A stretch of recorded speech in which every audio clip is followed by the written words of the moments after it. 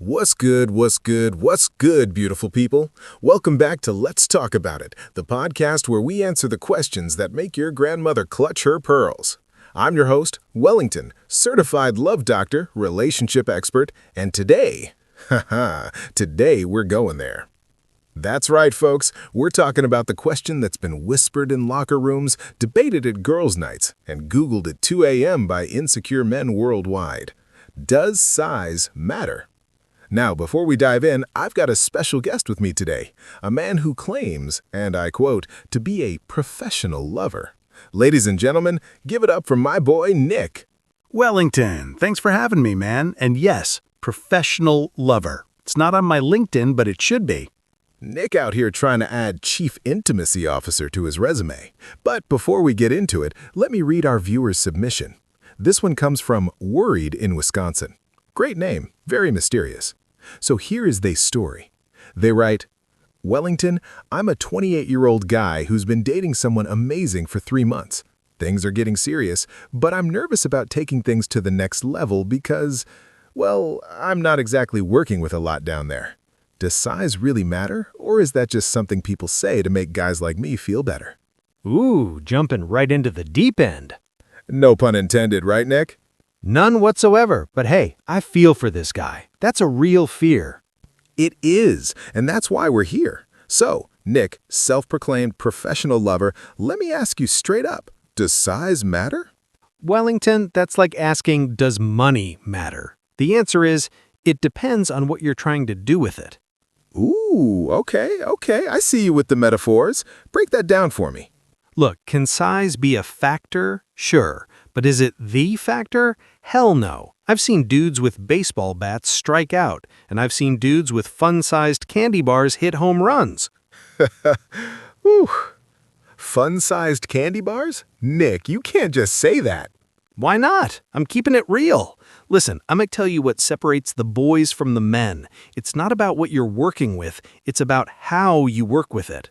Preach. See, this is exactly what Worried in Wisconsin needs to hear, because I guarantee you he's been watching too much, let's say, unrealistic cinema and thinking that's the standard.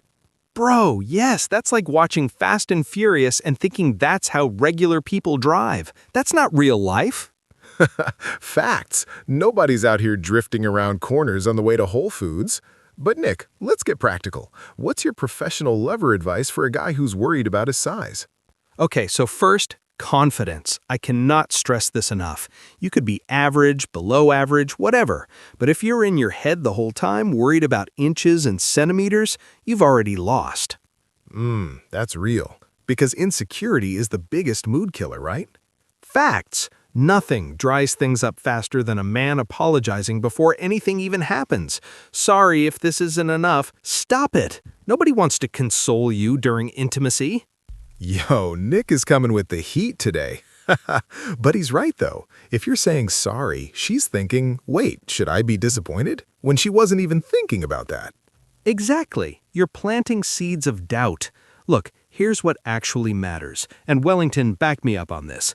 Communication, technique, and effort.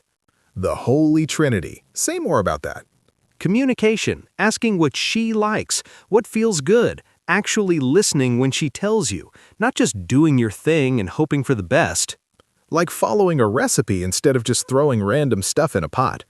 Perfect analogy. And technique, man, you got hands, right? You got a tongue, you got creativity. Use all your tools. You're not a one-trick pony. Talk to him. See, Worried in Wisconsin, you hearing this? You're not limited to just one, method of operation. And effort. Bro, you'd be amazed how far effort gets you. Foreplay, setting the mood, making her feel desired. That's the stuff that really matters. Yes, because here's the thing that a lot of guys don't understand. For most women, the physical act is only part of the experience. It's about the emotional connection, the build-up, the attention you're giving them.